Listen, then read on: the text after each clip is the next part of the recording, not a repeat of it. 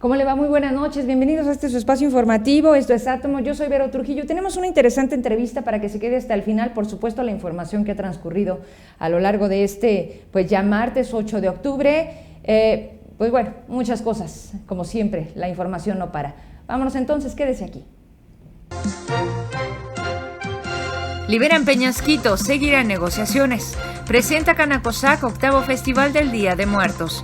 Van por taqueros y eloteros, proponen que paguen impuestos. Entrevista con Ana Lilia González Moncada, directora de Transparencia y Acceso a la Información de la Secretaría de la Función Pública.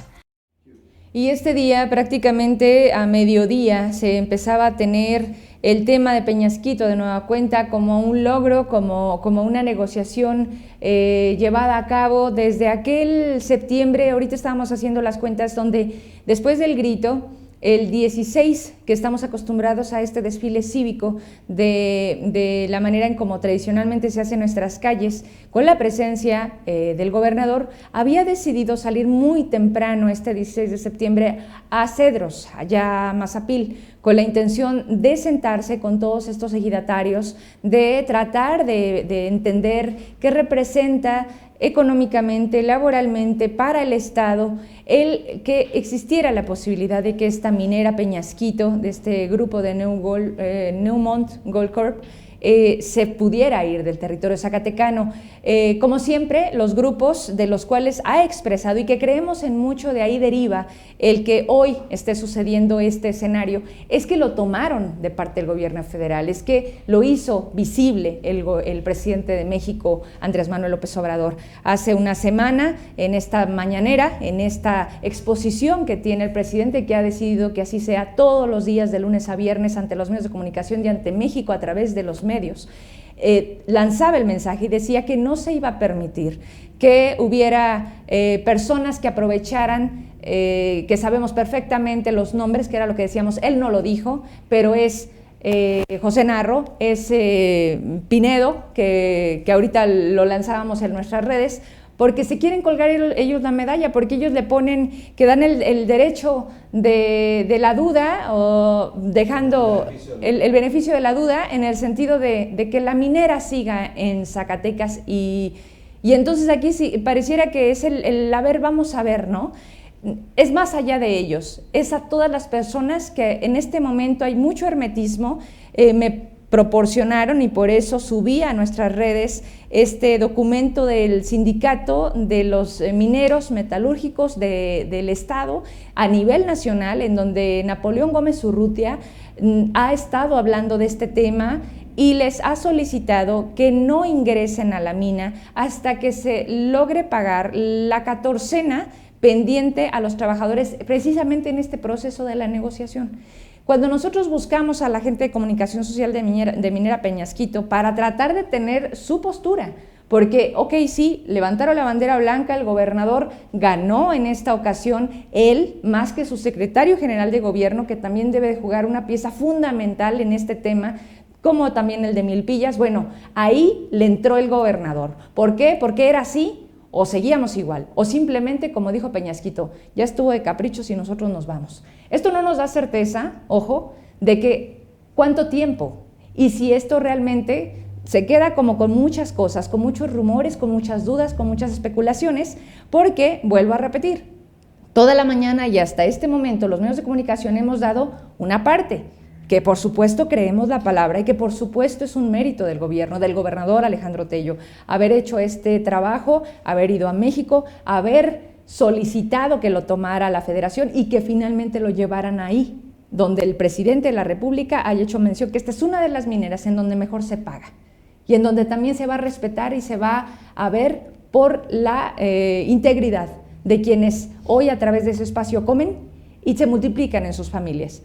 Pero nos está faltando la parte de la empresa. ¿Por qué? Porque nos dicen, en este momento no tenemos una indicación de dar a medios, en redes no hay nada que nos dé a conocer qué está pasando con Minera Peñasquito, y cuando solicitamos una entrevista vía telefónica con las personas que nos pudieran decir qué es entonces, si respaldan, si es entonces cómo va a actuarse, si las puertas ya se abrieron, si el bloqueo ya se quitó, no hay esa otra parte.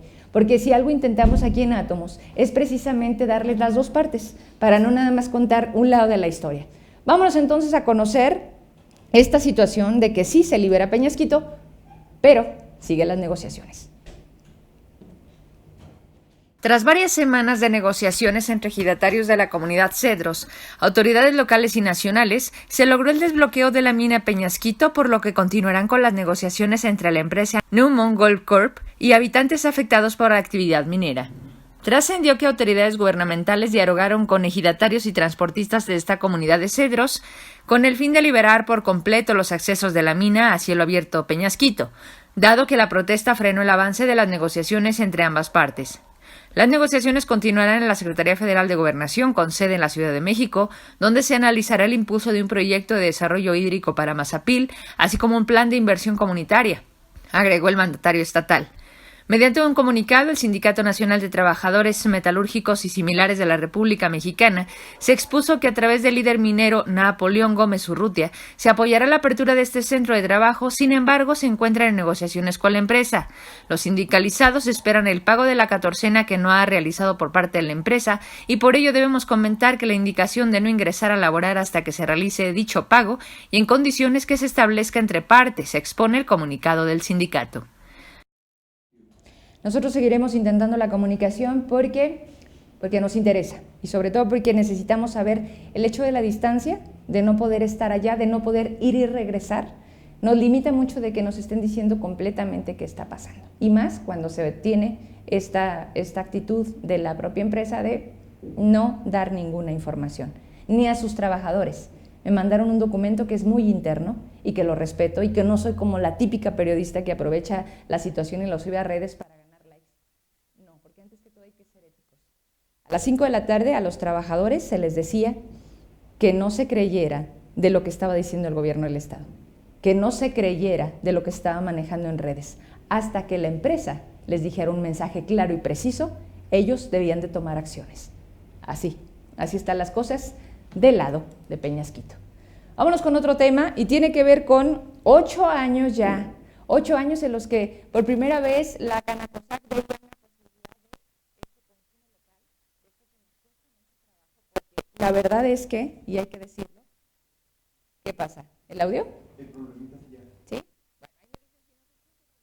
Porque de volada acá me reclaman, pero el consumo local es con la intención de generar economía, movilidad, de que el dinero se quede en Zacatecas.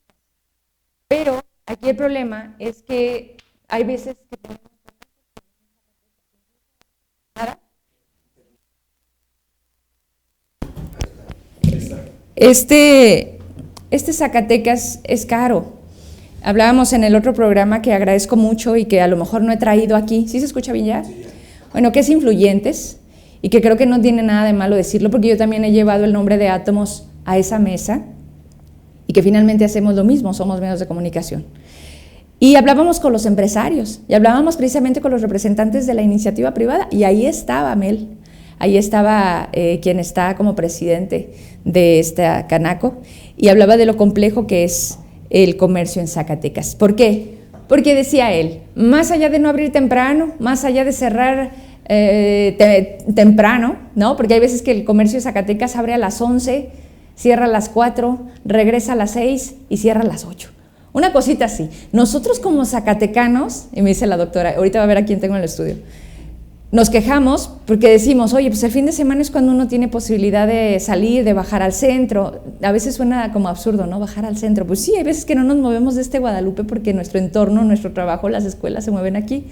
El punto es que imagínense cuando vienen los turistas que se levantan a las 7 de la mañana para caminar esas hermosas calles que tenemos y ver la catedral y ver nuestros edificios, pero pues el comercio está cerrado. Creo que nada más las gorditas Doña Julia sí abren a las 7, pero empiezan a atender como hasta las 8, entonces aguas. El punto es que es complicado que la economía nuestra, que nuestro dinero de cada quincena se quede en Zacatecas, aunque también el estatus económico no nos da para más. Algunos sí, algunos, bueno, ¿qué les digo, verdad? Tienen muchos privilegios. El punto es que, pues, 8 años se ha logrado con este festival de Día de Muertos y ya se ha hecho una tradición, se hace un desfile con carros alegóricos y el único requisito para participar es que usted muestre un ticket en donde parte de lo que utilizó pues se compró en un comercio de Zacatecas. Así a lo mejor con un ejercicio tan simple es que debemos de propiciar, pero también a los empresarios, también a los gobiernos, también a los secretarios de Economía les pedimos que hagan este Zacatecas más atractivo para propios y por supuesto para nuestros visitantes, porque apenas pudimos tener, ¿cuánto tiene la plaza de Liverpool? Que no le apostaban, porque decían, oye, es que el mercado, en el estudio de mercado, Liverpool, pues la verdad es que a lo mejor es para un segmento. Pues bueno, vean, todo mundo endeudados, pero todo mundo, por eso dice el eslogan, es parte de mi vida, porque nos atoran cada vez que hay noches nocturnas o ventas nocturnas. Dígame si no, es meternos a un tema, pero bueno, esa plaza es lo que tenemos en Zacatecas, no hay más. Y nos hace falta quedarnos en Zacatecas, no irnos a gastar nuestro dinero a Aguascalientes, los que podemos, y otros hasta Guadalajara y otros hasta México. El punto es que sí, necesitamos que este Zacatecas tenga más y mejor. Vámonos entonces, y si quiere participar, pues es el momento. 8º Festival de Día de Muertos por parte de la Canaco. La Cámara Nacional de Comercio en Zacatecas presentó la convocatoria y las actividades a realizar para las festividades del Día de Muertos, que cuenta con diferentes actividades como un desfile de carros alegóricos, concurso de calaveras literarias, disfraces y altares, esto con motivo de recordar esta tradición mexicana. La participación en cada uno de los concursos será sin costo alguno y todos son dirigidos al público en general.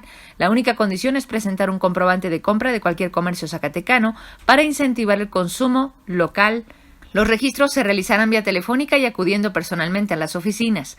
Este evento se ha convertido en una tradición para los zacatecanos, ya que desde hace más de 7 años las calles del centro histórico, en la celebración de este día, se llenan de luz y color para conmemorar esta fecha tan representativa en México.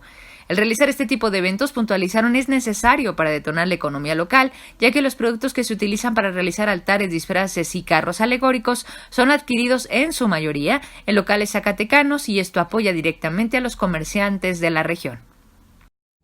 Bueno, tuvimos unas fallitas de audio, gracias por avisarme, creo que ya nos escuchamos bien, ¿verdad? Vamos a hablar de un tema nacional, pero que nos toca a todos y que son nuestras propuestas de los flamantes representantes que tenemos, porque al final del día, a quienes están en la Cámara de Diputados, en la Cámara del Senado, de la República, nos representan a todos los mexicanos, aunque aquí no los conozcamos, ¿no? Así como los zacatecanos, que luego dicen, es que yo por Jerez, es que yo por... No, es que ustedes son hoy por México, nada más que se les olvida el tamaño y la responsabilidad que llegan a tener, porque a veces pues llegan por una pluri, entonces así es muy fácil la cosa. El punto es que es de Tlaxcala, ¿no, Alberto? Es tapanista. De Reynosa, Tamaulipas. Es una diputada que va por los taqueros y los eloteros, y con ellos no se metan, con nuestros... ¿Es la alcaldesa? De Reynosa. Bueno, ahorita vamos a ver la nota completa. El punto es que, ¿cómo ve? Proponen que paguen impuestos, que el comercio informal, que como se viene el presupuesto, que todos le deben de entrar. Nada más que hay un pequeño detalle, y lo decíamos ahorita, que no se puede poner a comparar. Las personas que viven de eso, las personas que humildemente, y sí, no estoy defendiendo la informalidad, pero esta es una posibilidad de vida que se da ante un escenario donde no hay oportunidades, donde a veces el trabajo se nos quita, donde a veces el trabajo no se nos permite. Entonces buscamos una manera de sobrevivir y a veces es poniendo un puesto de tacos, a veces es vendiendo elotes, a veces, bueno, voltea Zacatecas simplemente, ¿no? Aquí en Guadalupe, que están muy ricos, por cierto. Entonces, ¿por qué no empezamos? Si quieren hablar de ser austeros realmente, porque aparte no me meto con partidos, pero particularmente estamos hablando del PAN, ¿por qué no se bajan ustedes el sueldo? ¿Por qué no consideran bajar el número de representantes en las cámaras? Son muchísimos y no nos representan. Es primero eso y a lo mejor después pensar en que se le quita la posibilidad o que ellos también paguen, porque si nos metemos a los deberes y a la parte ética y a lo legal, pues entonces nos metemos a las condonaciones del SAT, ¿no? Y entonces, ¿qué le suena a eso? 16 millones de pesos, ¿se acuerda de esa cantidad? Que dijeron, sí, lo hacían porque se podía, porque esa discreción, porque sí lo permite y porque es facultad del presidente. Pero 16 millones era un porcentaje de condonado, ¿de cuánto? Ayer lo decíamos en un programa. 16 mil millones, no, me decían que era una cantidad impresionante, yo creo que nunca la vamos a ver. El punto es que así es como se las gastan quienes nos representan y quieren que todos le entremos al momento de que este México va en picada. No se vale, no sé qué opine usted, pero bueno, así el escenario para los taqueros y para los eloteros, propuesta por esta alcaldesa. Maki Ortiz, alcaldesa de Reynosa, Tamaulipas, propuso crear un impuesto a la venta de elotes y tacos, así como para los comerciantes informales, con el objetivo de incrementar los ingresos. Lo anterior para hacer frente a la caída de recursos prevista en el proyecto de presupuesto de egresos de la Federación 2020. Al participar en el Parlamento abierto que se lleva a cabo en la Cámara de Diputados para analizar el paquete económico del próximo año, advirtieron que el recorte a los ramos 28 y 33 y la desaparición del ramo 23 imposibilitará para atender rubros como infraestructura, servicios públicos y seguridad. Queremos que se establezca una ley sobre los establecimientos informales. Nadie como nosotros conocemos a los informales. Los tenemos en un censo. Todos los taqueros, eloteros, esa gente que no paga impuestos, que debería tener una tasa para pago de impuestos que pudiera después transformarse en un fondo que pudiera llegarnos, indicó. Y bueno, me da mucho gusto presentar de este ángulo de la cámara, ahorita nos movemos al centro, les presento a la doctora Ana Lilia González Moncada. Ella es la directora de Acceso a la Información y de la Secretaría de la Función Pública. Gracias. Vamos a hablar de esto porque la verdad es que es necesario conocer qué hacen ahí, porque socialmente a veces nos quedamos y metemos en un segmento muy pequeño a las dependencias y creemos que solamente se dedican a eso. Y vaya que nos equivocamos. Me da mucho gusto recibirla. Mucho gusto. Ya se aventó la mitad de mi noticiero, doctora, pero siempre tratamos de dejar al final pues la oportunidad de platicar con ustedes. ¿Ya estamos acá?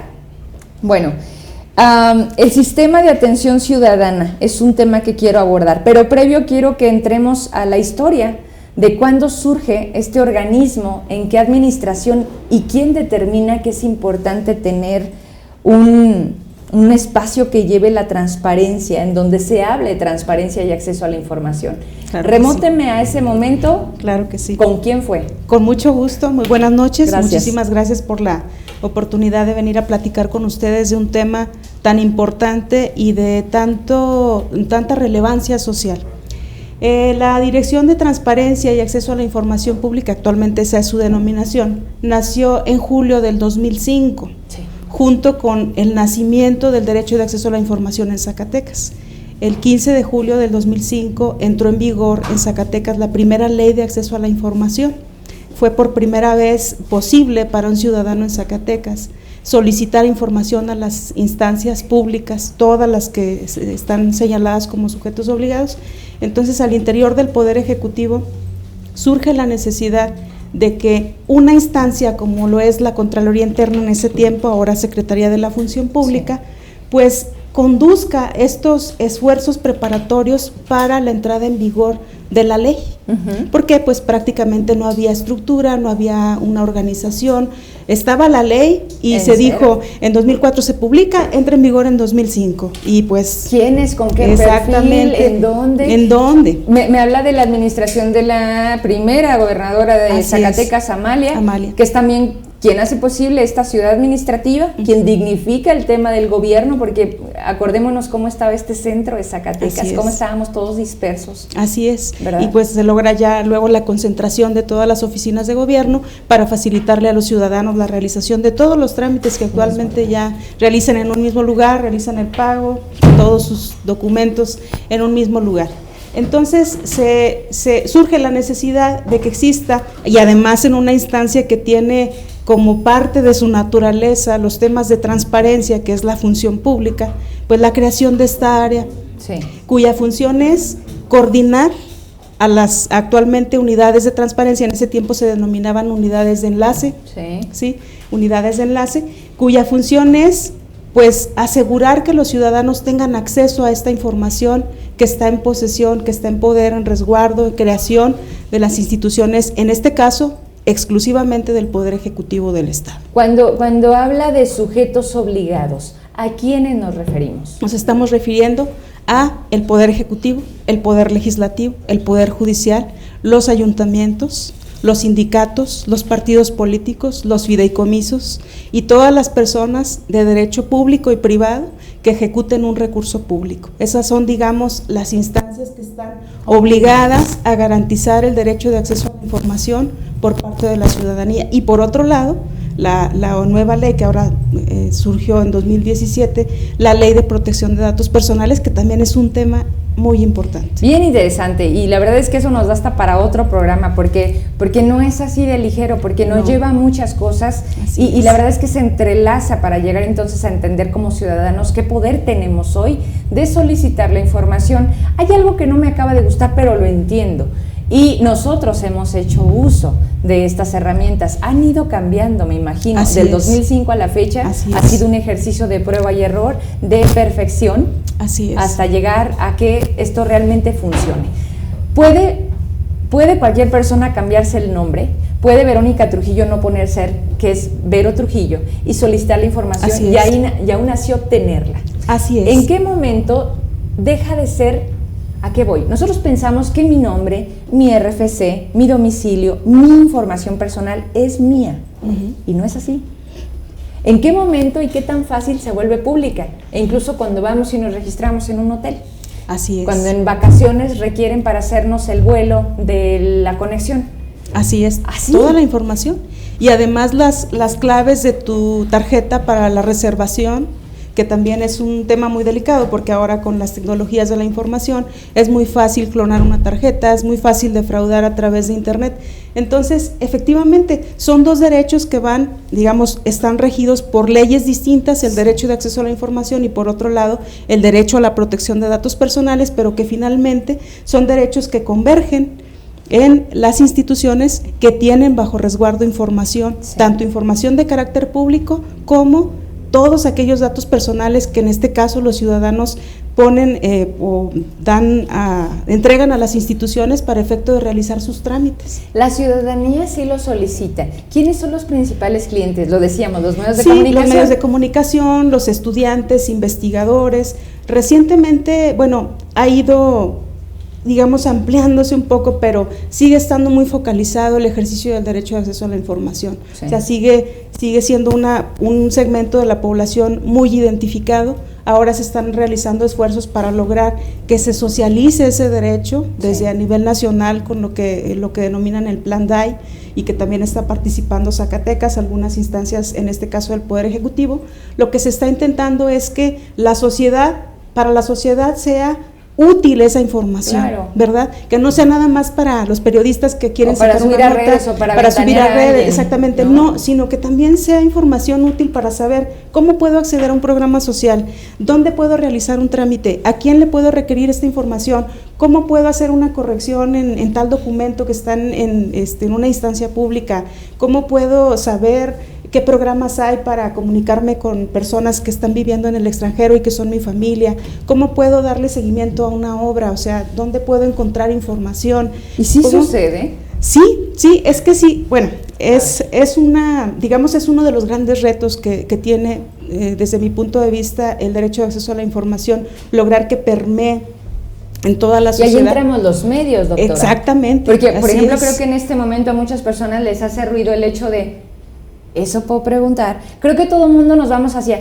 ¿cuánto gana? Siempre. ¿Qué carro tiene? ¿En dónde vive? Nos preguntan. Y entonces realmente ahí no nos sirve más que para meternos en la vida de los demás, que permítanme, pero sí. ¿Por qué? Porque hacen uso de un recurso público que todos vamos, por ejemplo, los diputados, ¿no? Que ahí sí ha de ser una constante, pero se me hace hasta cierto punto contrastante esa línea tan delgada, doctora, que hay entre el derecho a la información y el uso de esa información. Desde un medio de comunicación con la responsabilidad de exhibirla para que la ciudadanía conozca y sepa qué está pasando, hablando solamente de un sector. Pero la verdad es que nos falta mucho, incluso también a nosotros, de un trabajo más fino, de un trabajo en donde le llevemos a la ciudadanía todo lo que usted me acaba de decir. ¿Cómo accedo? ¿Cómo puedo? ¿Qué programas? ¿Quién lo hace? ¿Qué instancias corresponden? Todo eso creo que queda como secundario.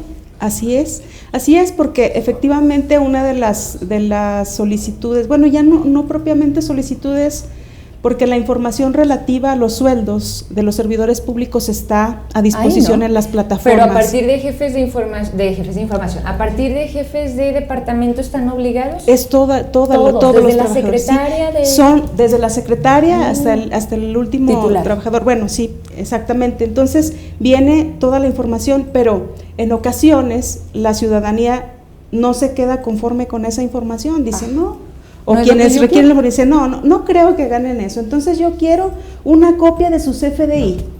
Y ahí es donde viene también combinado con el derecho a la protección de datos personales, porque un CFDI contiene datos personales de los trabajadores. Eso ya no se puede dar, o sea, sí se puede entregar una versión pública protegiendo ciertos datos. Por ejemplo, el RFC de un trabajador es un dato personal.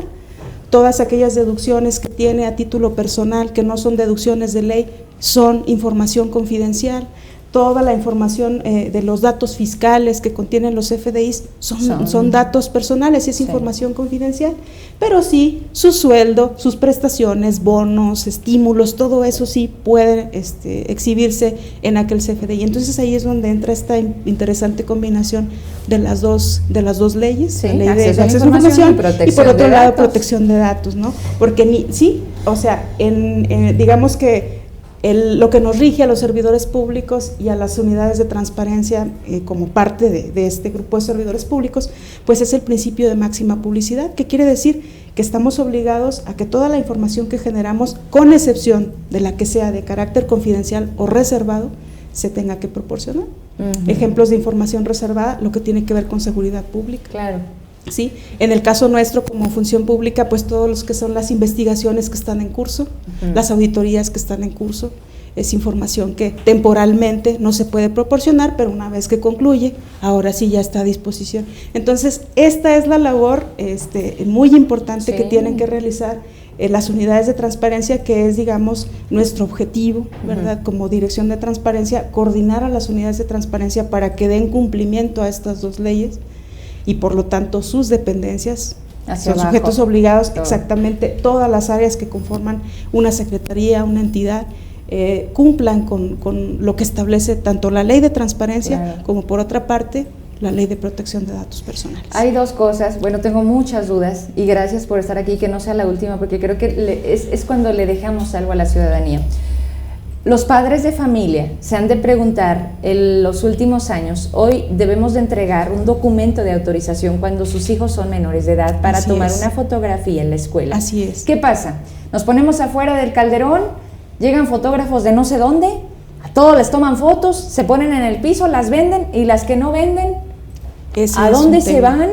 Y con permiso de quién se las tomaron. Ahí entra datos personales. Sí, pero en este caso son particulares, porque los fotógrafos pues no son una instancia pública, ¿verdad? Claro. En el caso de las instituciones educativas, pues tienen esos controles. Ahora la autorización de los padres para decir, oye, ¿sabes qué? Va a haber eventos en donde puede ser que se tomen fotos de tus hijos, ¿estás de acuerdo? No, no estoy de acuerdo, perfecto. Nunca se difundirá. Y porque aparte está relacionado con otro derecho que es la protección de los menores. Esa es otra ley, entonces se entrelazan. Es que o sea, el derecho de acceso a la información no es exclusivamente la ley de transparencia, no es exclusivamente, por otro lado, la ley de protección de datos, sino que están vinculadas con otras disposiciones que también tienen que estar ahí, como es el caso de los niños. ¿Sí? Y los particulares también están regidos por una ley federal de protección de datos personales en poder de particulares, que también deberían observar, pero en este caso pues estamos hablando por lo general de fotógrafos que son de manera informal, no son empresas propiamente establecidas, y eso es difícil de regular. Exactamente, ¿qué es lo que hacen los padres? Por lo general diciendo, cómpralas todas, pero que no se vayan, no importa, cómpralas todas, porque no sé dónde van a ir a parar las fotos. Por eso tan delicado se vuelve esta parte de la tecnología de nuestras redes, donde dicen, al momento que tú subes una foto ya no es tuya. No. Y le pueden dar el uso que quieran. Por eso tantas redes, y lamentablemente de pornografía con nuestros niños, bueno, con las mujeres, con lo que sea. Siempre del otro lado hay gente perturbada viendo que se puede hacer negocio, y la pornografía es un negocio impresionante. Efectivamente, y se han estado pues insistiendo, ya se han estado como intentando socializar con los niños y con los padres, el que tengan este control de lo que sus niños hacen en las redes. Bueno, por principio de cuentas, es algo que siempre me pregunto, digo, no deben, o sea, que están mintiendo al abrir una cuenta porque no están poniendo su edad real, por principio de cuentas, que ahí ya están rompiendo un valor. Pero bueno, es algo que es difícil ahorita, digamos, sería un contrasentido limitar que los niños puedan interactuar con las tecnologías, sí, porque es algo de hoy. Son de esa era. Pero exactamente hay que tener ciertos controles, ciertas medidas. Es algo que siempre les comentamos a los servidores públicos cuando vamos a darles una plática, porque les decimos, hay mucha resistencia. No, es que ¿por qué se tiene que difundir esa información? Que no estoy de acuerdo.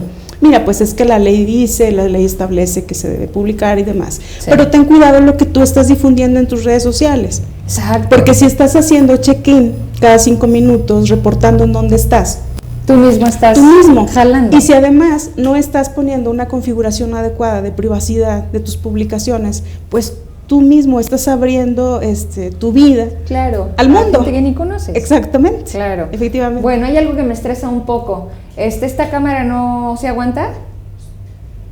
Que pues hasta que se apague, ¿verdad? Estamos teniendo unos detallitos con las cámaras, está aquí Alberto haciendo magia. Pero bueno, a ver, doctora, las altas y los proveedores de gobierno del Estado. Hay algunos proveedores que surgen con los gobiernos para, sobre todo en el tema de obra pública. ¿Cómo tratar de poner candados? ¿Cómo ustedes ahí pueden darse cuenta de que son empresas que incluso a veces no tienen el giro del que dicen ser, o son recién creadas y con esa se van y luego dejan las obras a medias, o a veces son favores de quienes están en el momento y qué pasa después? Porque ya entra una parte jurídica en donde mezclas a otras instituciones, pero de entrada, ¿qué tan fácil es ser un proveedor de gobierno del Estado?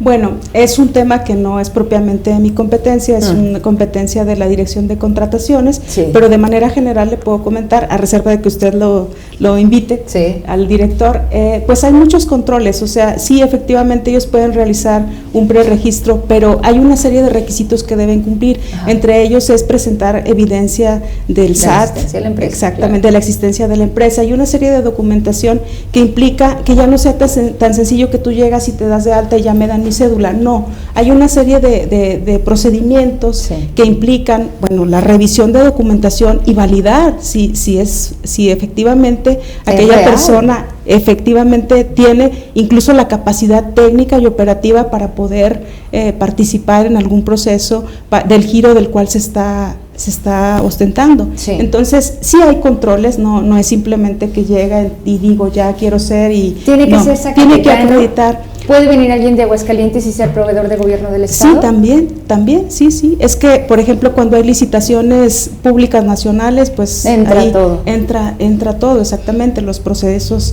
Claro que sí se ha, digamos, ha sido una instrucción del gobernador que se privilegie a los proveedores zacatecanos, porque lo que pues se pretende es que se quede el dinero en Zacatecas y siga creciendo nuestro estado, pero pues son procesos de licitación que también está por otro lado quien ofrece la mejor propuesta, claro, ¿verdad? Claro. De eso se trata. Entonces, insisto, no soy la calificada para hablar del tema, pero de manera general, pues eso pero ahí entra la función. Exacto, y por otro lado, se integra un padrón de proveedores, que eso sí tiene que ver con transparencia, es parte de las obligaciones que tenemos, la función pública, de difundir el padrón de proveedores y contratistas autorizado, validado, las personas eso que están también lo podemos debidamente lo pueden consultar, y que finalmente pues el objetivo es, por un lado, que la ciudadanía sepa que todos esos proveedores y contratistas están acreditados para ofrecerles servicios a gobierno del Estado, pero también las propias dependencias, que puedan revisar, bueno, yo a quién puedo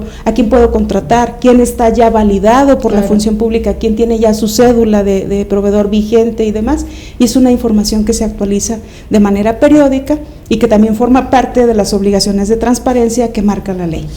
Bueno, pues amplio el tema, interminable también. Le agradezco muchísimo el tiempo, la experiencia, porque siempre ha estado de una u otra manera en este rubro, en esta parte de la Contraloría, de la transparencia, del acceso hoy a la información, que pareciera es más que una moda, es una cuestión de responsabilidad compartida y de donde nos debemos de involucrar, más allá de querer saber cuánto ganan los funcionarios. Creo que va más allá. Me despido de usted preguntándole dónde podemos encontrarla, cómo podemos tener más información para que se nos quite justo este sesgo en donde creemos que la función pública hace auditorías y castiga, o que queremos que castigue. Así es, pues estamos ubicados en el edificio D, en Ciudad Administrativa, en la planta baja, en la Dirección de Transparencia y Acceso a la Información Pública. Con todo gusto, si alguien quiere conocer más de lo que hacemos en la dirección, ahí los recibimos. Bueno, pues muchas gracias. Muchas gracias por y bueno, nos despedimos. Ella es la doctora Ana Lilia González Moncada y pues en esa enorme labor en la que deberemos de participar todos y de verdad hay que meternos, hay que aprender a que hacen mucho más de lo que a veces pensamos. Gracias a todas las personas que se conectaron, la verdad es que me conecté después, perdí a muchas personas que estaban y se hace así como un compacto en las redes, pero gracias a todos ustedes, por hoy no los voy a nombrar de uno por uno, a menos de que me digan que hay algún comentario amplio, ¿no? Bueno, el día de mañana tenemos una interesante entrevista porque hoy me preguntaban varias personas sobre Orgullo Guadalupense, esta tarjeta que se logra en el municipio a través del alcalde con una sinergia y una alianza de marcas, que incluso son marcas que no solamente tenemos en Zacatecas, y entonces me empezó a preguntar mucha gente cómo, qué requisitos, en dónde, y la verdad es que mañana aquí el alcalde nos va a platicar cómo le hacemos para tener esa tarjeta y desde 5% hasta 50% vamos a tener hasta en el Oxxo, doctora. Excelente. Así que, y vamos a ver quién le entra y quién no, ¿no? O sea, si es para todos o solamente para los de Guadalupe. Lo siento, doctor, usted de Zacatecas. No, vamos a preguntar quién es ese acreedor y cómo le hacemos, ¿sale? Entonces mañana estamos por definir si empezamos un poquito más tarde, ¿verdad? Porque viene el alcalde retrasadón, pero mañana le avisamos en nuestras redes a primera hora para que usted se entere y por supuesto esté con nosotros conectado a través de Átomos. Buenas noches, ya me voy. Gracias, doctora. Un placer, gracias.